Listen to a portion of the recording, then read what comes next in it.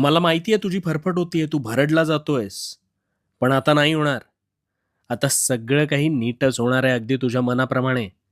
तुला वाटत असेल तू इतका अडचणीत आहेस, तरी मी असं का बोलतोय, हो ना? आता माझं बोलणं आहे ना, ते अगदी शांत चित्ताने ऐक. तुला सगळी उत्तरं मिळतील. कारण खरंच होणार आहे सगळं नीट. चिंता करू नकोस. चिंतेचा होऊ दे सूर्योदय चिंता तुझ्या आणि नकळत अंधारावर तुला मात दे. जिवंत जाळते, एकटं पण लढतंय तरीही लेकरू तुझं, तिलाच तू उगाच आशीर्वादाचा कंटाळतोस. हात दे. आणि हो, आई मला बापाचे माहितीये तू स्वप्न मी अडचणीत आहेस. नक्कीच एक दिवस पूर्ण पण करेन. हाच खरा आई खेळ बापाचे तुला कळलेला नाही. अरे दगडालाही देवत्व प्राप्त व्हायला अनेक घाव सोसावे लागतात, तेव्हा कुठे त्यातून मूर्ती साकार होते. पण मग ह्या उपरोक्ष तू तर माणूस आहेस.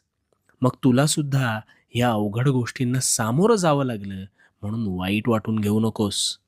हिरा आहे ना, हिरा हा अनेक घाव सोसतो तेव्हा कुठे त्याला किंमत प्राप्त होते.